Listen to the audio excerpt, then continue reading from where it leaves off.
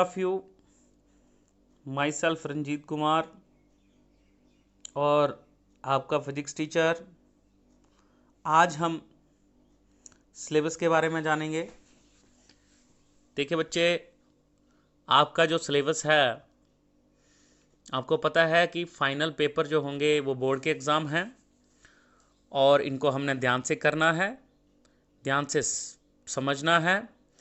क्योंकि हमारे पास समय कम है तो हम इसमें डिटेल में समझेंगे कि हमें करना क्या है और सिलेबस के हिसाब से कैसे चलना है। देखिए बच्चे, हमारे पास यहाँ पे जो दिया है 25% of the maximum marks is allotted to numerical problem.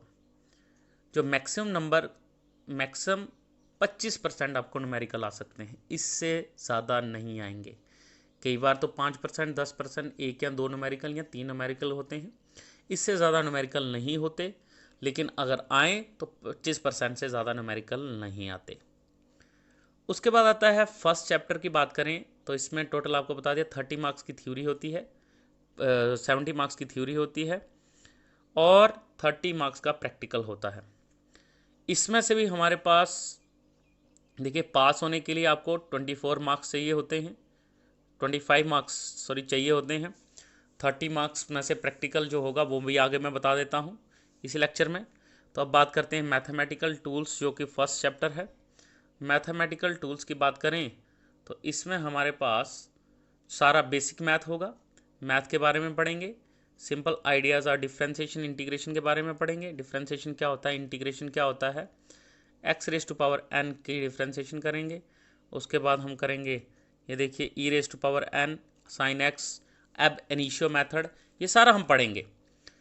उसके बाद हमारे पास जो नेक्स्ट चैप्टर आता है वो है फिजिकल वर्ल्ड एंड मेजरमेंट। ये 4 नंबर का पहला चैप्टर है। दूसरा जो है वो है, ये देखिए, फिजिकल वर्ल्ड एंड मेजरमेंट। ये जो है ये 5 नंबर का है।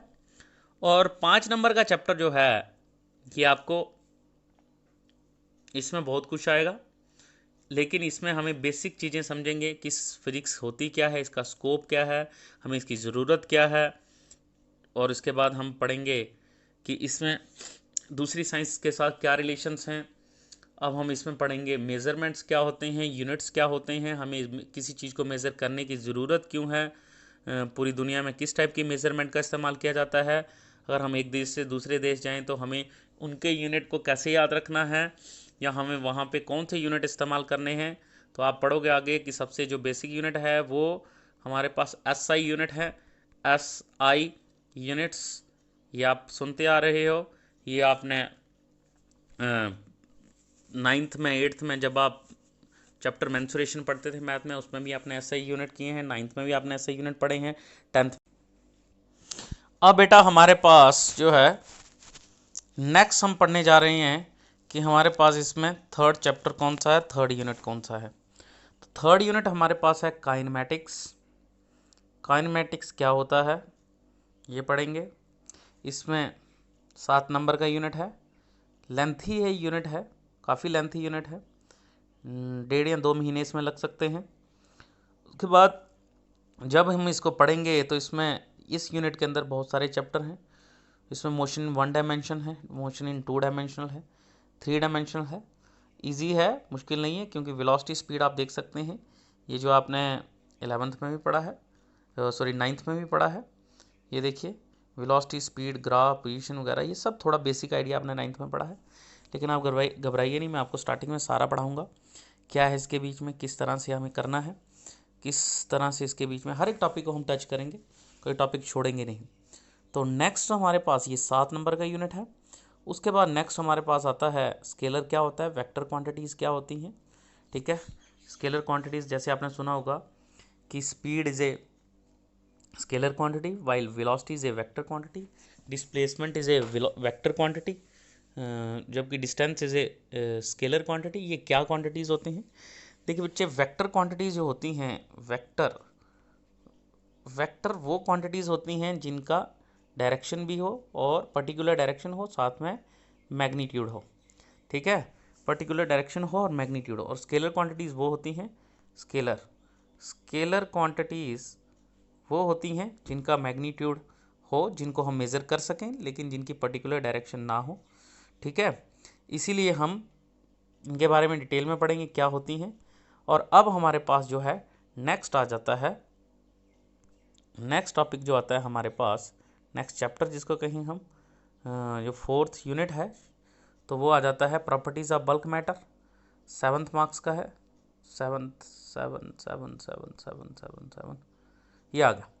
देखिए ग्रेविटेशन अभी पढ़ा, लॉज ऑफ मोशन है, सॉरी, लॉज ऑफ मोशन जो है वो 7 नंबर का है, और 7 नंबर का है, और इसमें ये ज़्यादा बड़ा चैप्टर नहीं है, इसमें 2 हफ्ते लग सकते हैं, बड़ा नहीं है। आप सोच रहे होंगे सर बोलें बड़ा नहीं है फिर भी 2 हफ्ते बोलें, क्योंकि इसमें हर एक यूनिट को कम से कम अगर एवरेज देखें तो हर एक यूनिट जो है वो 20-20 दिन लेता है, और ये जो है ज़्यादा ज़्यादा 10 दिन, 12 दिन, 15 दिन, अगर हम डिटेल में पढ़ेंगे तो 15 दिन तो लगेंगे ही। अब नेक्स्ट हमारे पास आता है वर्क एनर्जी एंड पावर, इसको 1 वीक लगेगा, ये भी हम कर लेंगे, 1 वीक में इसको कर लेंगे। वर्क एनर्जी एंड पावर को 6 मार्क्स का है। आप देख रहे हैं ये आपने 9th में भी पढ़े हैं, थोड़ा थोड़ा 9th के साथ मैच करेंगे, लेकिन उनके साथ वो बिल्कुल बेसिक आइडिया था, ये डिटेल में हम पढ़ेंगे हम। उसके बाद हमारे पास आता है motion of system of particle and rigid bodies, ये बार पढ़ेंगे हम, ये 6 मार्क्स का है लेकिन बहुत लेंथी है।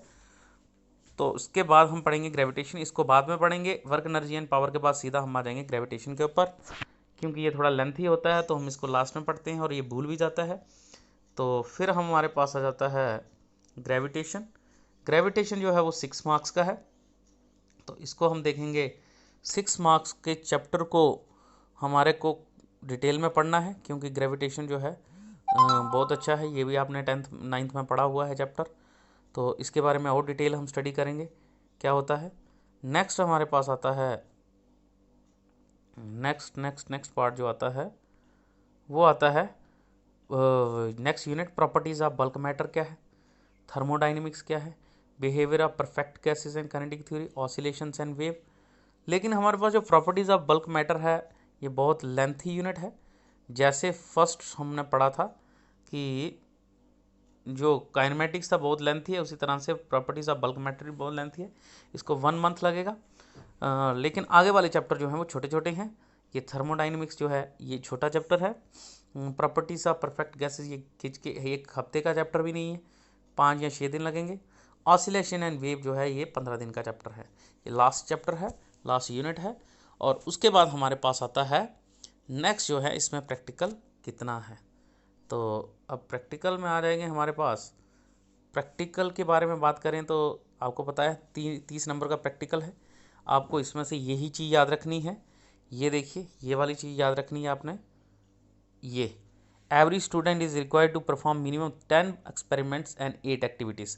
तो आपको 10 प्रैक्टिकल करने हैं, 10 एक्सपेरिमेंट करने हैं जो कि हम परफॉर्म करेंगे अपनी लैब में, और 8 एक्टिविटीज़ आपको करनी है।